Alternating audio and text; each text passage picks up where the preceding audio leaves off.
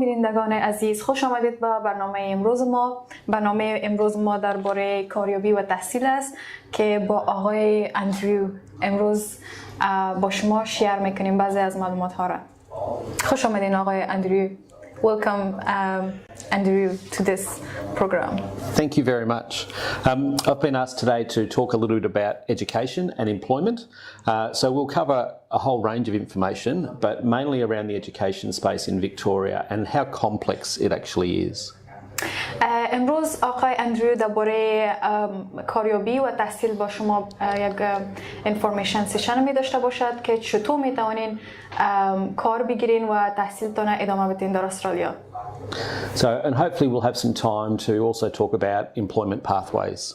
و همچنان sorry for what? Employment pathways. Okay. Yeah. و همچنان میگه شاید یک مقدار وقت بانه که درباره کاریابی و راههای چطور کار بگیرین دربارهش بحث کنن. So the education system in Victoria is very complex. So we'll talk a little bit about primary school, about secondary school, and then through to TAFE and university studies as well. خب برنامه تحصیلی در استرالیا کمک مغلق و پیچیده است، اما آقای اندریو امروز درباره که چطور درس بخونین در استرالیا و چطور کار بگیرین و چطور میتونین که داخل تیف شوین یا راجستر به تیف شوین و راجستر به یونیورسیتی شوین. So in terms of primary school, most of our primary schools are very, very similar as far as what they offer. خب در قسمت مکتب بسیاری از مکاتب در قسمت راجستریشنشان یا انرولمنتشان یعنی مساوی میباشن، یک رقم میباشن. So our primary schools cater for students from 5 years old through to 11 or 12 years old. پرایمری سکول یا پرایمری مکتب به حساب ابتداییه از 5 ساله تا 11 از صنف 5 تا صنف 11 می باشد. And the curriculum that they offer, the programs that are offered at those schools are all very similar because it is standardised Victorian curriculum.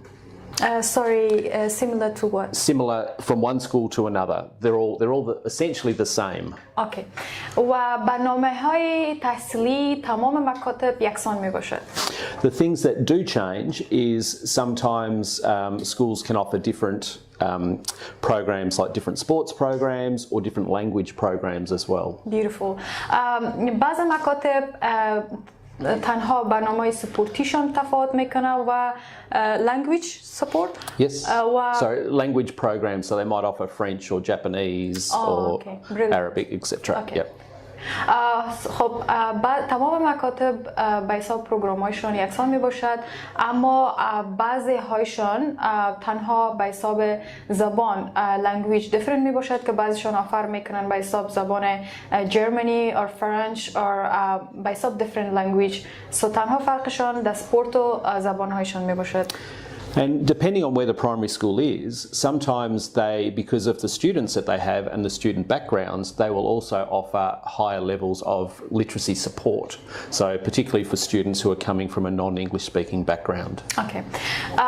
اما مکتب‌های که در استرالیا هستن اونا بسیار آفرهای خوبی دارن و پروگرام‌هایی دارن که به حساب نیو ارایول مردمایی که نه تازه به استرالیا آمدن، مهاجرینی که تازه به استرالیا آمدن، اونا را سپورت میکنه با زبان انگلیسی و پروگرام‌هایی دارن که اونا را کمک کنه تا به دروس مکاتب خیش ادامه دهند. So when you are choosing a school for your children, it's really important that you go and visit that school, meet with the school principal if you can, have a tour, talk to other families about the sort of support that they get and make sure that it's going to suit your needs for your children. Okay. وقتی که میخواین در یکی از مکاتب در یکی از مکاتب برین راجستر کنین، میک شور باید این نکات را متوجه باشین که امروی پرینسیپل و مکتب ببینین، امروی دیگه خانواده ها ببینین و باید از نزدیک مکتب ببینین و مطمئن شوین که اینا امو به حساب تضمین یعنی سود میکنه برای خودتان و اطفالتان. Thank you. Once your children have finished primary school, which is grade 6, then it's time to move on to secondary school. after primary school. Yeah. خب بعد از مکتب ابتدایی شما که بعد از مکتب ابتدایی در استرالیا secondary school برش میگن که دوره لیسه ما برش میگیم، بعد از او دوره لیسه می باشه. So secondary school goes from year 7 through to year 12, and year 7 to year 10 at most schools it's very similar. Like the primary schools are all the same, Yep. our secondary schools are very similar as well Okay. with what they offer. اوکی. دوره لیسه هم همچنان پروگرامایشان از تمام مکاتب یکسان می باشد. So the differences are some of the elective programs. So again, sports, languages, some of the hands-on, whether it's metalwork, woodwork, textiles, home economics, those sorts of things. خب در مکتب‌های لیسه هم بعضی از پروگرام‌هایشان مختلف میباشد. بعضی پروگرام‌هایشان مانند پروگرام‌های سپورت که قبلا یادآوری کردم و همچنان زبان‌هایی را که در هر مکتب درس میدن یک کم متفاوت میباشد. And once you finish year 10, that's where things start to get a little bit more complex in terms of the choices that you have to make. خب بعد از اینکه صنف در شما اینجا خلاص میکنین به اتمام میرسانین یک کمک مغلق پیچیده میشد که More than 70 different subjects that are school in VCE, and not all schools offer all subjects.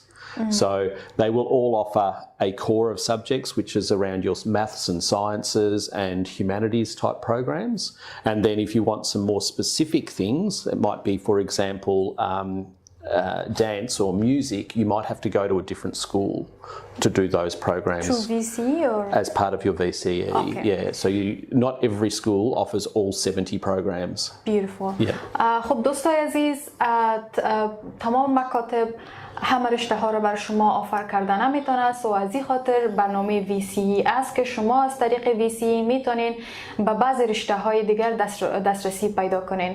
مثلا رشته موسیقی دارن، رشته مات دارن، فیزیک دارن که شما میتونین زیادتر به جزئیات زیادتر اونجا درس بخونین و به رشته دلخواهتان را پیدا کنین. So once you've finished your VCE and whilst you're doing it, you can do it as a scored program because you want to go to university, or an unscored program. So unscored means that you don't get an ATAR score, which is what you use to go into university, and there's less exams. It's more about the things that you're doing during the year. Yeah. وقتی که شما برنامه VCE را انجام میدهید، شما دو بخش دیگر را میتونید هم در پولیش است که انجام دهید، یکیش اسکود است و دیگهش انسکود. Am I correct? Yeah. So انسکودش که از برنامه انسکود که از شما قدر اگزم و امتحانات ندارید، اما اسکود که از برنامه پروفشنال است، زیادتر اگزم و از تون زیادتر امتحان و اگزامز میگیره به خاطر که شما به یونیورسیتی رو پیدا میکنین. So if you're doing it as a scored program, it means that you want to get an ATAR, which is the Australian Tertiary Admissions rank. So you are ranked with every other student in Victoria as to whether you're in the top 1% all the way down to the full breadth. So you get a score from 0 to 100. خب وقتی که شما پروگرام اسکود انجام میدهید، در اینجا شما نمره میگیرید که به یونیورسیتی برین و نمراتتان به حساب استاندارد یونیورسیتی یا لول یونیورسیتی میشه.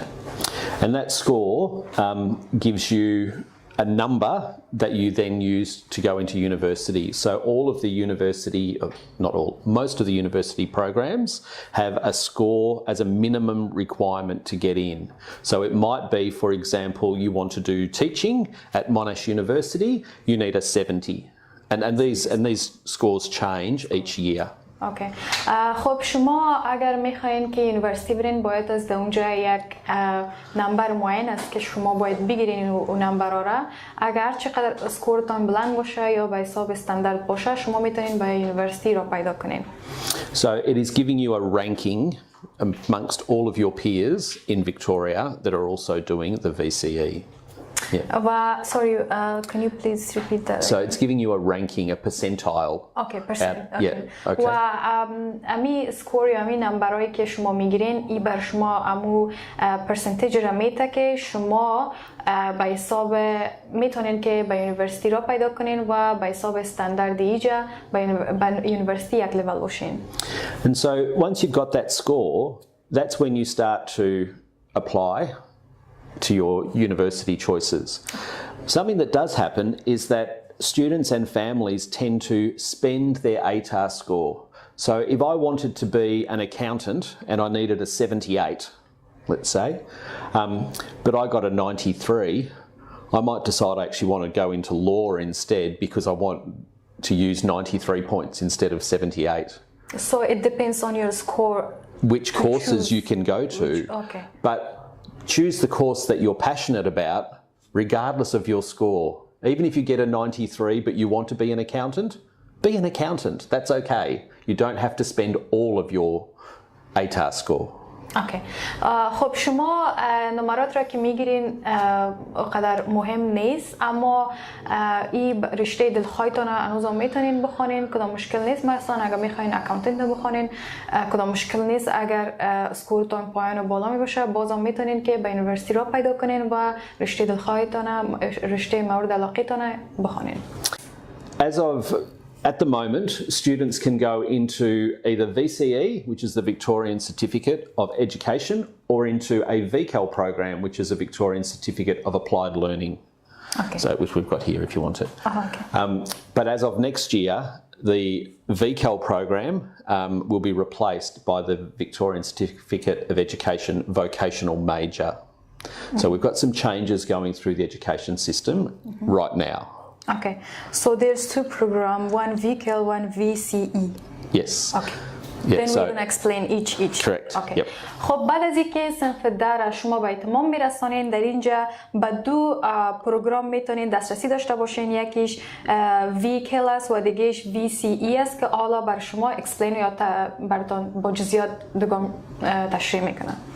So VCAL, and as of next year, what will be called the VCE Vocational Major, are applied learning programs. So they're very much based around doing things as opposed to writing and like reading. More like training, but it's still in a school setting. So more it's practical. More, absolutely. Okay. Correct. خب برنامه ویکل که از زیادتر پرکتیکال یا زیادتر به حساب ما برنامه تئوری و پرکتیکال داریم که ویکل زیادتر پرکتیکال است و شما اونجا میرین هم درس میخوانین و هم پرکتیکال تمرین می داشته باشین یا ترینینگ پرکتیکال می داشته باشین. So a student would choose to do that program if the pathway into employment that they wanted was going to TAFE, to an RTO, to do training, to pick up an apprenticeship, those sorts of programs. VCAL or the vocational major is a good lead in charge of to those. Okay. Yeah. خب بعد از او اگر شما انتخاب کردین که در برنامه ویکل برین، شما میتونین از این با تیف را پیدا کنین و همچنان میتونین با apprenticeship Yes. Yeah. با تیف را پیدا کنین و میتونین از اونجا درسایتان ادامه بدید. Yeah. And as part of your VCAL or your vocational major, you also are required to do a VET program, so a vocational education and training, which is a TAFE program, can also be run by a private RTO or within the school. Okay. خب پارت از او میتونین که در مکتب یعنی هم مکتبتان ادامه بدین و همچنان so it's part of the school? Yes, it's part of your year 11 and 12. Okay. Yes. خب برنامه VCAL که it's called VCAL, yeah? At the moment, it changes next year to vocational major. Okay, vocational major. So VCE, vocational major. Okay, vocational major. So part of امی قسمت از درسایتان که بین صنف 10 و 11 می باشد، همچنان vocational major که یکی از پروگرام می باشد، همچنان بخش از این می باشد که شما را هم درس می خوانین و هم از او بعد انتخاب می کنین که داینده به حساب رشتهتان چی باشه و در کدام بخش میتونین کار کنین. And those VET programs, there are literally I think in this region there's about 65 different programs that students can choose from. In vocational major? Yeah, so in that VET program, so there's things from sport and rec, engineering, hospitality, allied health, business, IT. There's a whole range of different certificate 2 and 3 courses that students can do. So many opportunities. Yeah. خب در این بخش در این قسمت که از بسیار اپورتونیتی های زیادی است، مثلا از انجینیری گرفته تا هاسپیتالیتی و تقریبا 65 رشته است که شما میتونین یکش انتخاب کنین و به او رشته ادامه بدهین. Wonderful. And then we've got the VCE, so which is the Victorian Certificate of Education. So that's not changing going forward. And that is a more academic pathway. So there's a lot more reading, a lot more writing involved. Lots of theory, not practical. Correct, yeah, so it's more academic. And the pathway for that really is if you want to be going into a university course, you really need to be doing your VCE instead of the vocational major. Okay. So اگر شما بخواین که با یونیورسیتی یا با پانتون را پیدا کنین، VCE بهترین راه است برای شما که در سال مکتبتان 10 تا 11 میتونین به این پروگرام را پیدا کنین. اگر میخواین که یونیورسیتی برین سو این پروگرام انتخاب کنین. شما میتونین در این پروگرام زیادتر اکادمی است، مثل پروگرام vocational major و زیاد پرکتیکال نداره، سو میتونین این پاتوی را انتخاب کنین که تا به پانتون را پیدا کنین.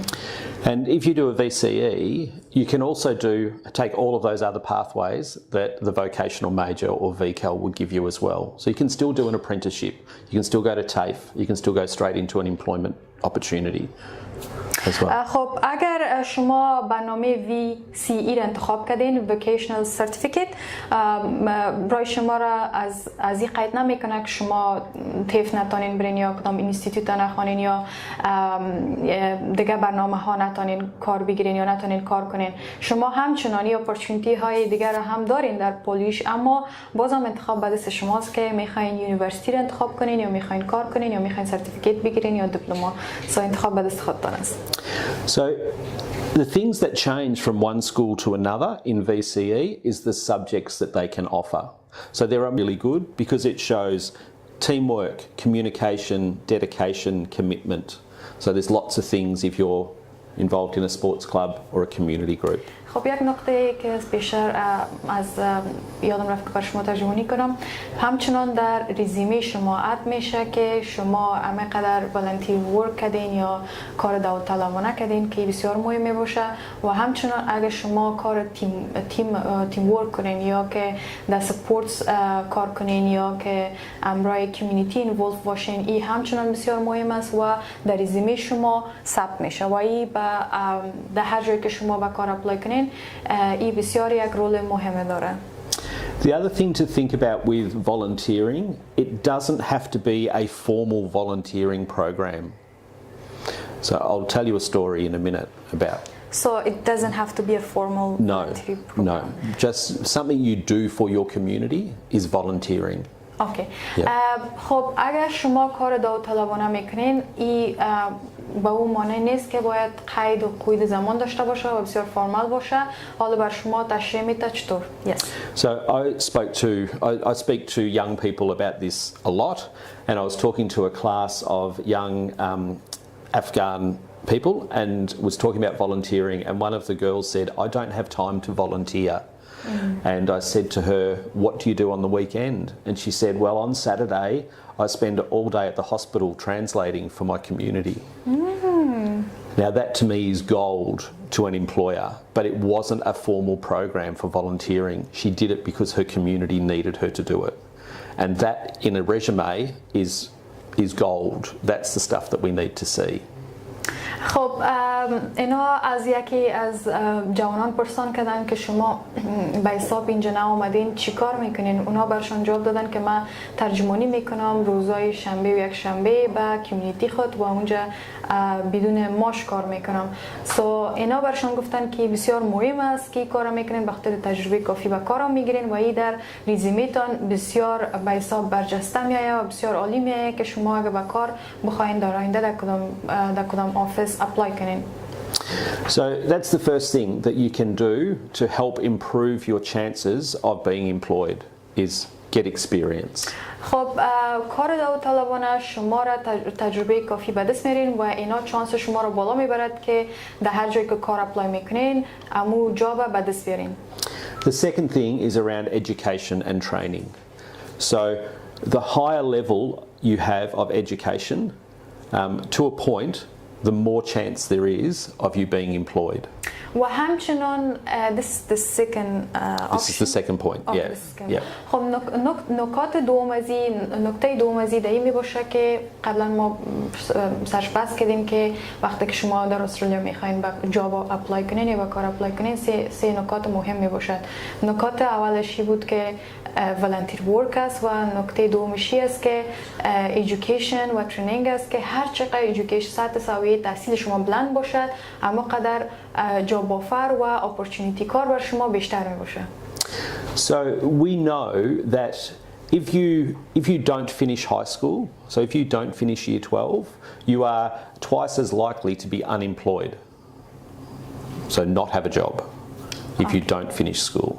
اگر شما مکتب به اتمام نرساندین این دو برابر چانس شما را کمتر میکنه که از به کار اپلای کنین یعنی اقدر جاب آفر نمی داشته باشین. If you only finish year 12 and don't do any more school after that, then you are less likely to be employed than if you go and do a certificate 3 or higher. خب اگر شما مکتب به اتمام نرساندین اگر سرتیفیکیت بخونین و بعد از سرتیفیکیت شما ادامه تحصیل تان بدهین این یک کمک چنج میاره تغییرات میاره میتونین که زودتر کار بگیرین. So whether you do a certificate 3, so which is most of your apprenticeships, or a bachelor's degree at university, the chances of you being employed are the same. خب شما که اگر سرتیفیکیت 3 را بگیرین یا که در یونیورسیتی باشین بچلر دیگری تان انجام دهین چانس ازی مساوی است که شما کار بگیرین. So that's why I talk about education and training is important in terms of getting a job to a point, because once it's at a certificate 3 level or higher it doesn't make a difference. خب از این خاطر آقای اندرو بر شما گفت که های ایژوکیشن و ترینینگ بسیار مهم است به خاطر از اینکه اگر یک دفعه شما سرتیفیکیت 3 تانه بگیرین این اقدر چنجز نمیاره که چی سرتیفیکیت 3 داشته باشین یا چی بچلر دیگری داشته باشین هر دویش میتونه شما را میتونین کار بگیرین. And the third area is around English language. And we know that the better somebody's English is, the more likely they are to be able to be employed. و نکته سوم که از انگلیش شما می باشه که چقدر زبان انگلیسی شما به سطح سوی استرالیا است و استاندارد است که شما چانس زیر بلند میبره که شما کار بگیرین در استرالیا. Now that does not mean that being multilingual is not important, because that actually makes you even more employable. But English is a must. شما اگر چندین زبان یا بیشتر یاد داشته باشین مهم است اما مهمتر از اون است که شما باید انگلیسی را یعنی به استاندارد استرالیا یاد داشته باشین که چانس کاریابی را بلند میبره. So for the community that doesn't speak English at all, they are 4 times more likely to be unemployed than the community that speaks English very well.